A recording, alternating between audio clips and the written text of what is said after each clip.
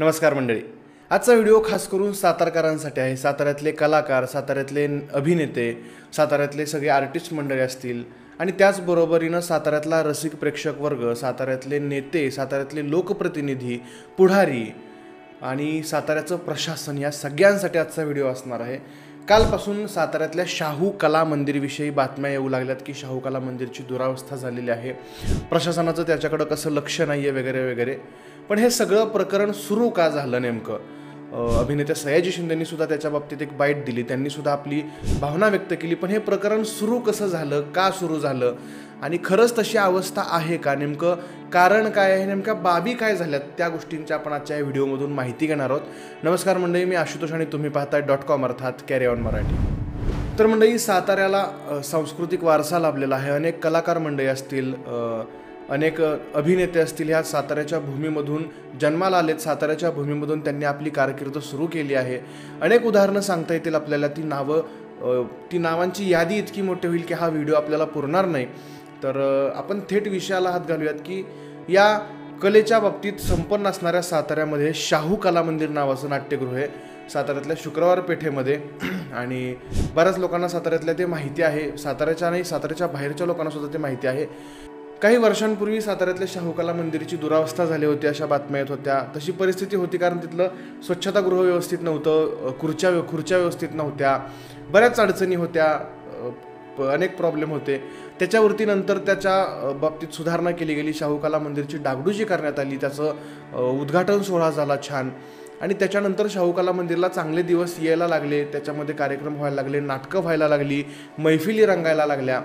आणि आता थोडंसं नाट्यक्षेत्राकडं किंवा रंगभूमीकडं मराठी माणूस वळायला लागला असं वाटत होतं. आम्ही सुद्धा शाहू कला मंदिरमध्ये अनेक कार्यक्रम बघितले या मागच्या 2-3 महिन्यांमध्ये सुद्धा. काही नाटकं होती, काही गाण्यांचे कार्यक्रम होते किंवा काही स्टँडअप शोज होते. सगळ्या कार्यक्रमांना, बऱ्याच कार्यक्रमांना मी माझे मित्र जात होतो. आणि त्यावेळेस आम्हाला काही अडचण आलेली नाही तशी, म्हणजे मला माहीत नाही नेमकं काय झालं. पण आम्ही ज्या वेळेस कार्यक्रमांना गेलो त्यावेळेस आम्हाला शाहू कला मंदिरची व्यवस्था चांगली वाटली तशी. आणि परवा दिवशी अर्थात 18 तारखेला 18 मे रविवारी द फोक आख्यान नावाचा एक अतिशय भन्नाट, अतिशय उत्कृष्ट कार्यक्रम या शाहू कला मंदिरमध्ये होणार होता. शाहू कला मंदिर हाऊसफुल झालं होतं. अनेक लांबहून साताऱ्याच्या बाहेरच्या गावामधून सुद्धा लोक हा कार्यक्रम बघण्यासाठी आली होती, कारण कार्यक्रमाचा दर्जा खूप चांगला आहे. आम्ही याच्या अगोदर दुसऱ्या नाट्यगृहांमध्ये हा कार्यक्रम बघितला आणि कार्यक्रम आवडला म्हणून घरच्यांना घेऊन हा कार्यक्रम दाखवण्यासाठी मी स्वतः शाहू कला मंदिरला 18 मेला गेलो होतो. कार्यक्रम सुरू झाला, सगळेजण जाऊन बसले होते. ज्यांनी कार्यक्रम बघितला आहे त्यांच्या चर्चा सुरू होते की कार्यक्रम कसा आहे वगैरे. आणि त्याच्यानंतर कार्यक्रम सुरू झाला, कार्यक्रमांना रंगत यायला लागली आणि मग जाणवायला लागलं की नाट्यगृहातले AC बंद आहेत किंवा एसीची हवा तेवढीशी हवा थंड करत नाही आहे. थोडासा कार्यक्रम झाला असेल, अर्धा-पाऊण तासानंतर प्रेक्षकांनी कालवा करायला सुरुवात केली की AC लावा. आता हे खरं तर आपलं दुर्दैव आहे की चालू कार्यक्रमामध्ये आपल्याला स्टेजवरच्या कलाकारांना सांगावं लागतंय की AC चालू करायला सांगा. म्हणजे त्या कलाकारांना किती वाईट वाटलं असेल की आपण एवढी छान कला सादर करतोय आणि त्या परिसरातल्या वातावरणामुळं लोकांचं आपल्या कार्यक्रमाकडं पूर्णपणे लक्ष जात नाही आहे. तरीसुद्धा कार्यक्रमच इतका टॉपचा होता की त्याच्यामुळं माणसं शांत बसली. इंटरव्हल झाला कार्यक्रमाचा, इंटरव्हलपर्यंत लोकांनी काही कालवा दंगा काही केला नाही. लोकांनी त्या कार्यक्रमाला मन लावून प्रतिसाद दिला. इंटरव्हल झाला, इंटरव्हल नंतर ज्यावेळेस कार्यक्रम सुरू होणार होता त्यावेळेस पुन्हा एकदा लोकांनी ACच्या नावानं बोंबा मारायला सुरुवात केली. म्हणजे ACच्या नावानं बोंबा मारायला सुरुवात केली कारण गरज तशी होती.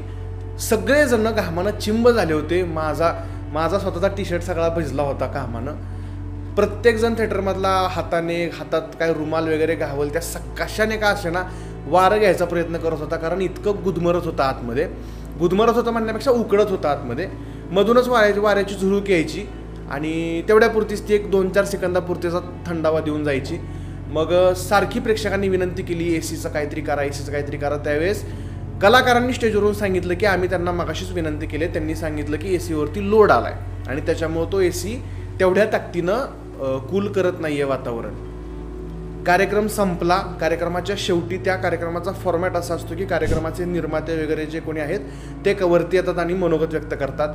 त्या मनोगतामध्ये त्या निर्मात्यांनी साताऱ्यातल्या रसिक प्रेक्षकांना विनंती केली की तुम्ही 5-6 जणांचा एक ग्रुप तयार करा आणि तुम्ही सगळ्यांनी मिळून नगरपालिकेला विनंती द्या, अर्ज द्या नगरपालिकेला की तुम्ही साताऱ्यातल्या शाहू कला मंदिरमधल्या ACची व्यवस्था व्यवस्थित करा. म्हणजे हे आपल्या सातारकरांचं दुर्दैव आहे की इतक्या छान लेवलचा कार्यक्रम आपल्या साताऱ्यात होत होता आणि त्या कार्यक्रमाला मात्र फक्त त्या ACच्या बिघडण्यामुळं असेल किंवा काय झालं होतं माहिती नाही, त्याच्यामुळं कलंक लागल्यासारखं किंवा एक डाग लागल्यासारखं झालं. मग प्रश्न असा पडतो की चूक कोणाची. खरं तर एक महत्त्वाचा मुद्दा की साताऱ्याच्या शाहू कला म्हणजे आम्ही ज्या वेळेस कार्यक्रमाला गेलो त्यावेळेस आम्हाला तशी अडचण आलेली नाही. याच्या अगोदर फक्त 18 तारखेला तशी अडचण आली होती. मी इतर काही लोकांशी बोललो त्यावेळेस मला त्यांनी सुद्धा सांगितलं की तुषार भद्रे सरांचा एक 5 दिवसांचा एक इव्हेंट होता त्या शाहू कला मंदिरला, त्यावेळेस सुद्धा तसा ACचा काही प्रॉब्लेम आला नाही. मग त्याच दिवशी नेमका अडचण आली, त्या दिवशी AC खराब होते की काय पावसामुळे प्रॉब्लेम झाला ते काय माहिती नाही आहे, कारण तसं स्पष्टीकरण अजून तरी देण्यात आलेलं नाही आहे. प्रत्येक न्यूज चॅनलला त्या बातम्या फिरू लागल्यात की साताऱ्यातल्या शाहू कला मंदिरची दुरावस्था झाली आहे. आणि मग ही दुरावस्था नेमकी ACची तेवढ्या दिवसापुरती मर्यादित होती की काही बिघाड झाला आहे ते कळण्याला मार्ग नाही आहे. जर तसा बिघाड झाला असेल तर प्रशासनाने याकडे लक्ष घालावं. आणि विशेष बाब म्हणजे शाहू कला मंदिरच्या परिसरात त्या जवळपास एरियामध्ये साताऱ्याचे खासदार आणि साताऱ्याचे आमदार दोघांचे सुद्धा निवासस्थान आहेत. साताऱ्याला जो ऐतिहासिक वारसा लाभला आहे, सांस्कृतिक वारसा लाभला आहे, त्याच्यासाठी ते नाट्यगृह खूप महत्त्वाचं आहे. आणि नाट्यगृह ही एकमेव गोष्ट अशी आहे, एकमेव ठिकाण असं आहे की जिथं मराठीला दर्जा भेटतोय किंवा मराठीला बघितलं जातंय, ऐकलं जातंय. म्हणजे सातारासारख्या ठिकाणी तर हिंदीतले इंग्रजीतले कार्यक्रम होत नाही आहेत, तिथं फक्त मराठी रंगभूमीचा कार्यक्रम होतोय, मराठी भाषेचा कार्यक्रम होतोय. आणि मराठी भाषेला सर्व संपन्न आहे मराठी भाषा आपली, तिला जर अजून वरती आणायचं असेल तर मग नाट्यगृह टिकली पाहिजेत, नाट्यगृह जगली पाहिजेत आणि ती जबाबदारी आपलीसुद्धा आहे.